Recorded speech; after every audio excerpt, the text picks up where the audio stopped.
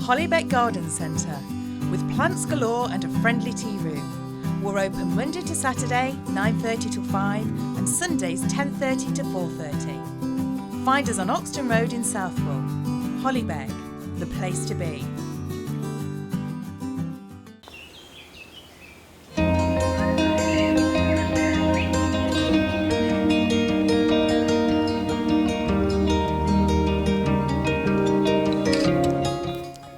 I'm Stuart Dixon, and I believe that gardening is a brilliant way to keep your mind and body healthy. Big or small, gardens can help us all lead happy lives and give back to nature. No one needs specialist knowledge to get started, and you'll never ever stop learning. I've spent my life trying to get the best out of the land, so I've got plenty of tricks of the trade for beginners and more experienced enthusiasts. So join me in my Nottinghamshire garden. Together we can get the city and the county blooming.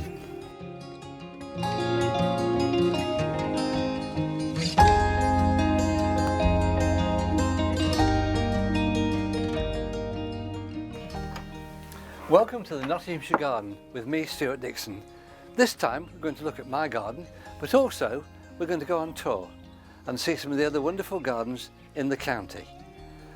And just see what nature can provide for your garden, and you'll pick up some helpful tips and advice along the way. My garden is an English country garden, and when one thinks of English country gardens you think of roses, and roses are doing very well this year. This is quite a rare one called Empress Noma Hall, which was introduced into cultivation in 1923. Bred by the Reverend Joseph Pemberton, a musk rose of absolutely stunning perfume. This has been growing here for 30 years, and every year it's so prolific in the amount of flower that it takes. As the flowers go over, just like that, just deadhead, take them off. There's a little bit left, but once it starts to go like that, take it off. The more you do that, the more it will flower, because it's stopping it making seed. It'll flower yet again.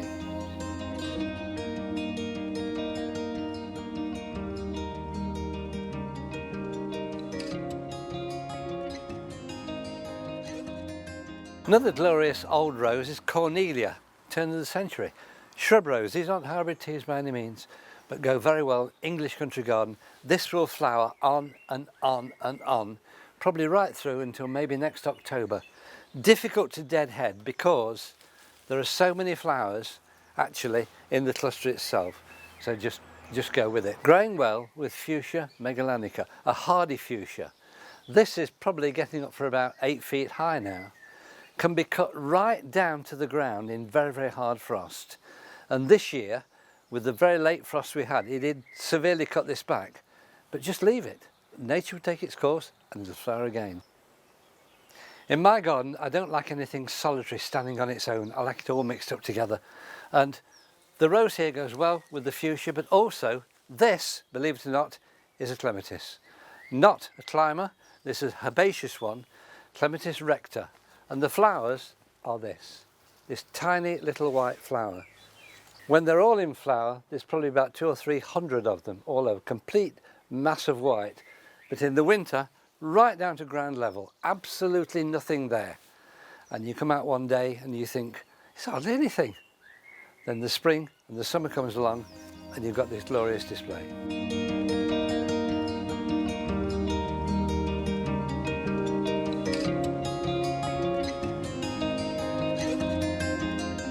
It's nice to have some height in the garden, and I like to have ramblers, scramblers, all the way in arches over the garden. This is a clematis, probably one of the most famous clematis known, and this is Nelimosa, which dates from 1898. It's not been growing there since 1898, that's when it's introduced cultivation. And I don't grow any clematis on wires or pergolas. I let them do what they would do naturally in nature, and that is scramble through. And they flower quite low down because prune it hard at the end of the year and it'll flower right down. If you don't, all these flowers will be way, way up at the top. It's scrambling through several roses here. Paul's Scarlet Climber, the red one, which dates from 1916, 1918, and Shropshire Lass, which is David Austin Rose, 1998, a very nice single. There's Teasing Georgia over here, not in flower yet, and the buds of Old China Blush, which isn't a climber actually, but a large shrub rose. They all mix in together to give this feeling of a true country cottage garden.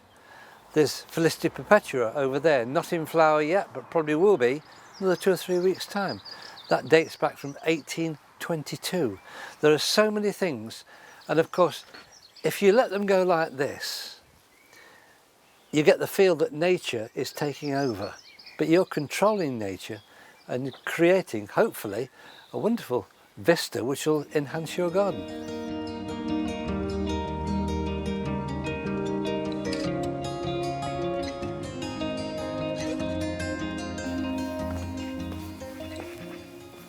This is another very good example of a climber. This actually is Highgrove, which was bred for King Charles. And I actually got this at Highgrove. Lovely, lovely, nice, deep, scented, lovely climbing rose. And it just rambles over the arch to its heart's content. What more could you ask for?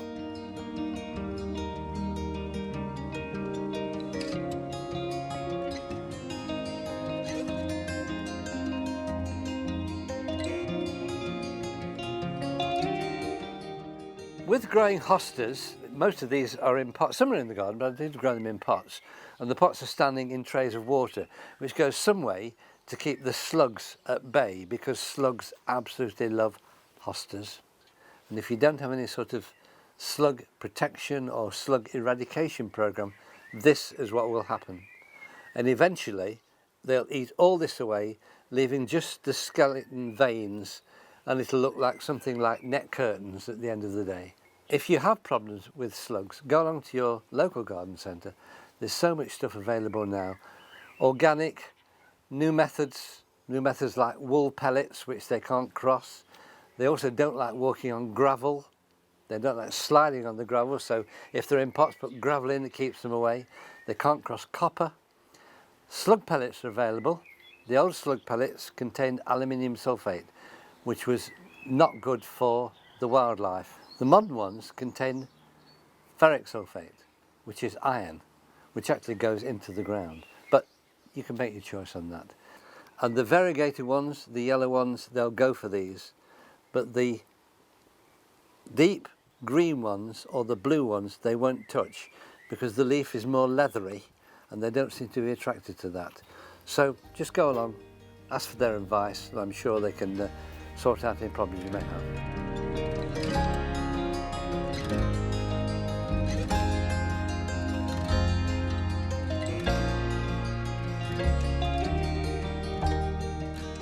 Good old cottage garden flowers, lupins. Where would we be without lupins?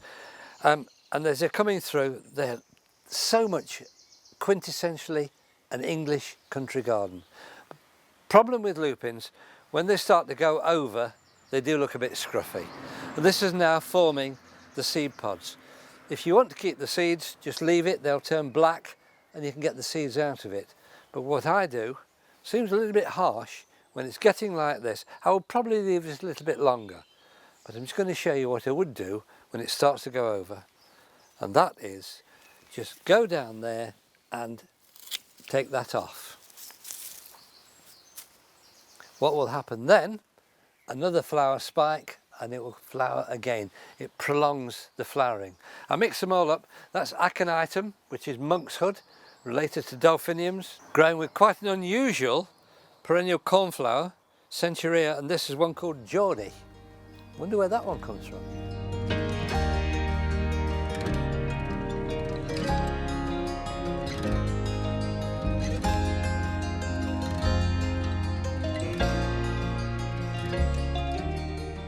I've got some shady areas of the garden, a little bit woodlandy in some ways, with ferns, rhododendrons, so many lovely nice shade-loving plants.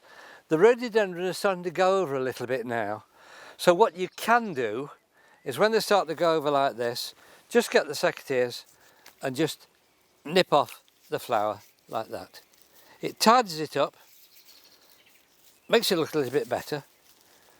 But actually, if you haven't got time or the rhododendron is so big you can't do it, don't bother. It'll sort itself out anyway. The main thing to remember with the rhododendron, of course, is don't prune, because here will now be the buds for next year and they'll start very, very quickly. If you prune hard, you're taking the next year's flowers away. If the rhododendron gets a little bit big and over the top, then common sense has to prevail and you can trim it around a little bit.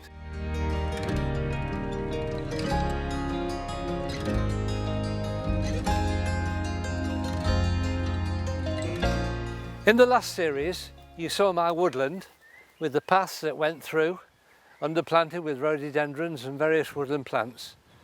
Winter comes, a warm spring, lots of rain, you can't get on it to look after it. Nature then will take over, nature will take its course, and you are left with this. Cow parsley, almost to my height. Nettles, so what do? You either leave it and let nature take its course, or you cut it all back.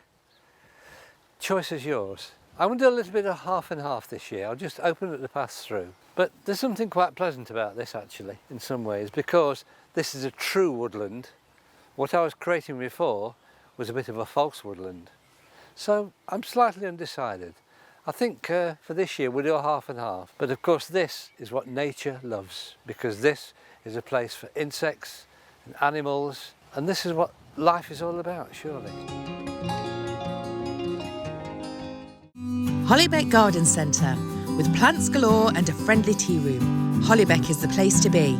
Sponsors of the Nottinghamshire Garden on Notts TV. Hollybeck Garden Centre. With plants galore and a friendly tea room, Hollybeck is the place to be. Sponsors of the Nottinghamshire Garden on Notts TV.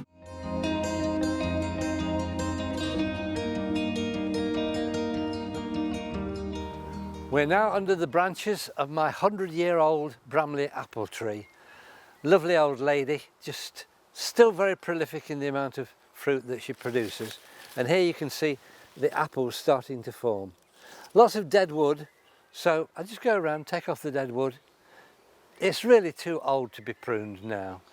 I just leave it, just tidy it up a little bit. Oh, that's interesting. This leaf curl here.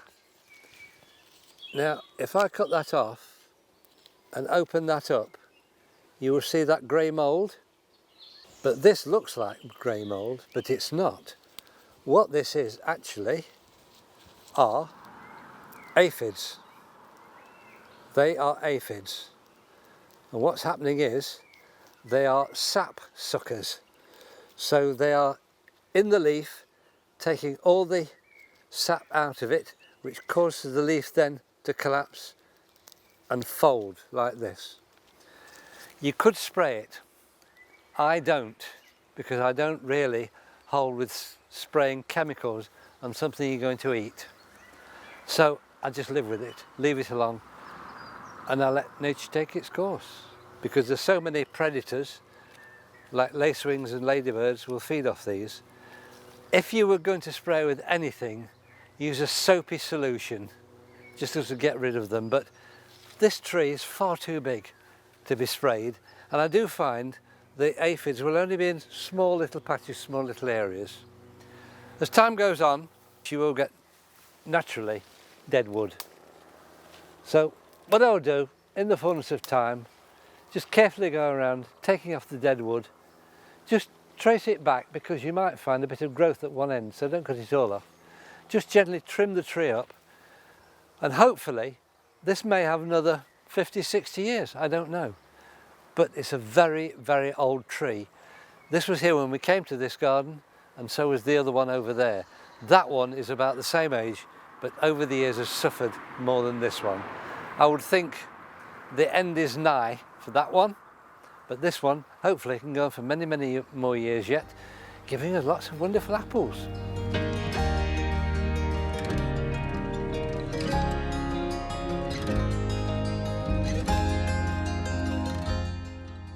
A garden requires maintenance, and a large garden like this, quite a lot really. But your garden, large or small, you do have to look after it. Sometimes you can't do it for various reasons. And with the heavy rain we had early in the spring, some of it was absolutely biblical because it just poured and poured and poured. But also it was very, very mild and quite warm, quickly followed by frost. Ideal conditions for grasses, weeds to grow all over the place. And as I've said before, this is a country garden, so there are no lawns. This is grass because it's originally a meadow and it's just mown. But if you look at it now, you've got dock leaves growing in there. You've got dandelions, mysotis, which is forget-me-not. Some people consider it a weed. Some people consider it a very nice annual flower, but it'll seed itself all over the place. In small areas, you can actually leave it and let nature take its course. But if not, just cut it back. Just cut it back and then keep on top of it. Because once you start mowing a lawn, it'll stimulate growth. I don't scalp the lawns by any means, and I won't use the word lawns again. I use grass. I don't scalp the grass. I keep it to a reasonable length, but keep doing it regularly. Now that's okay, and think, I'm going to do it tomorrow, it's pouring with rain. It might pour with rain for 3 or 4 days, and then it's too wet to cut. Quickly it grows on again. But just try and keep on top of it. A garden is how you want it, whether it's pristine, whether it's wild. A wild garden, of course, in the fullness of time, will need a lot of maintenance. Believe you me, a lot of maintenance if you want it to look reasonable. The choice is yours.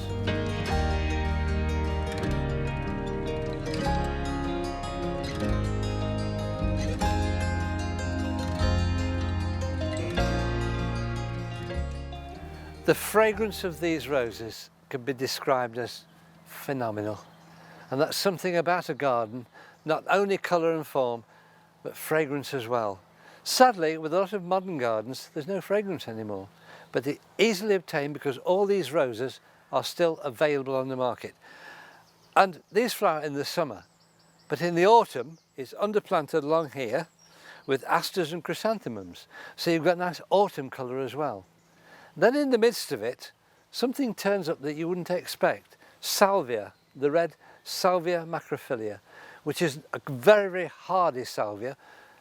Needs to be warm spot, this faces south, completely hardy, deciduous, but really it's a foil for the pink when you get a slightly deeper red flower.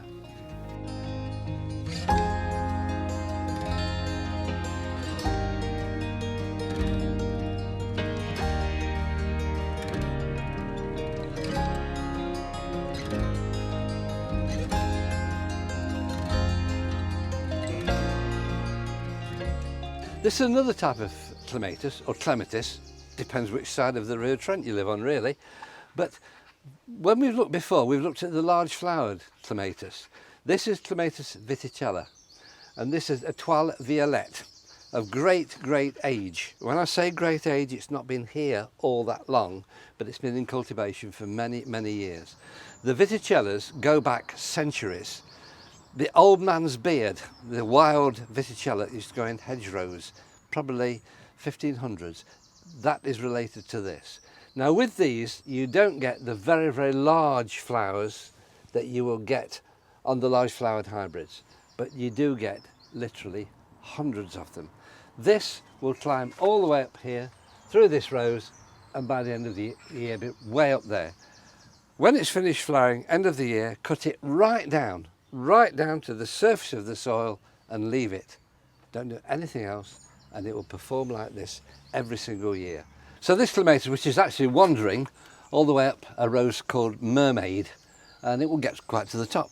At the bottom, the blue flower here is a campanula, Campanula portischlagiana, which is a alpine plant. It can be a little bit invasive, and it will escape and go all over the garden if you're not very careful. I don't mind it just around the base of this. In fact, it's seeded itself around. It's on the other side of the path as well. But lovely, lovely blue flowers, quite some time. When they're finished, just sort of cut it back and it will regenerate very quickly. If you don't, it will go very, very long and leggy all over the place and probably completely cover this path. So be quite harsh, cutting it back when the flowers are finished, and within a few weeks you'll get a really nice tight cushion and it'll probably flower again.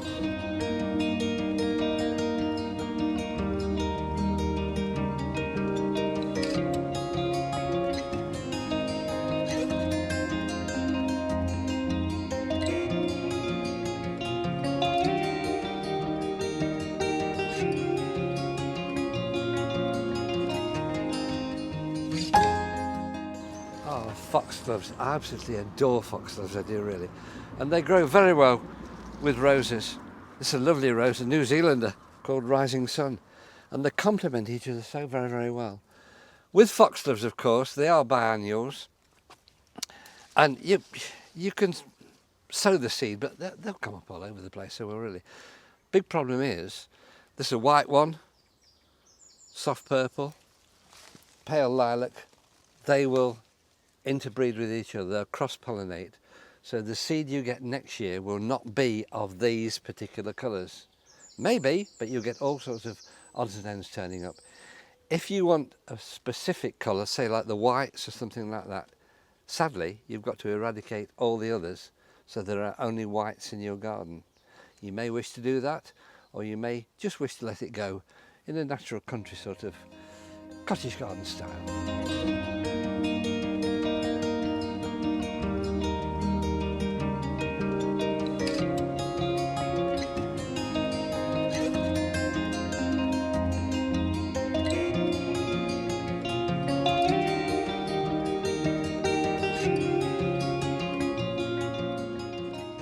Peonies. I know we've spoken about these in the past. These are absolutely wonderful things, they are really. Big problem, of course, is heavy rain, because the flowers are huge, absolutely huge. Do stake these, tie them up fairly early, because otherwise they'll fall all over the place, especially when they get any water within the actual flower head itself. You can actually come out each morning, give it a little shake and let it come out. But with heavy rain or strong wind, without being staked, these will be flat on the floor. Peonies can outlive human beings. These will be here when I'm long gone, they will really. But once they're planted, they resent being moved. So try to get the position in the garden where you want them to stay permanently, and just leave them to it. Just leave them to it, and they will be a joy every single year. Round about sort of late spring, sort of very, very early summer. And then when the flowers are finished, you've got a very, very nice green foliage perennial plant for the rest of the year.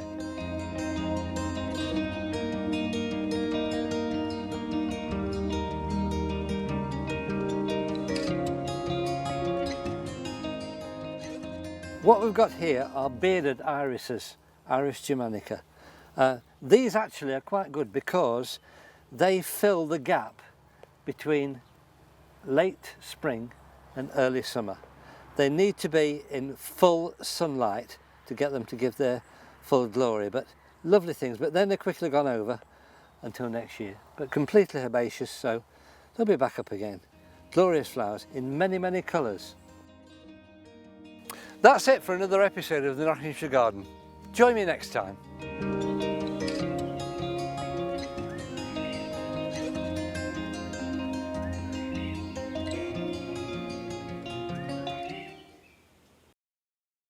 Hollybeck Garden Centre, with plants galore and a friendly tea room. Hollybeck is the place to be. Sponsors of the Nottinghamshire Garden on Notts TV.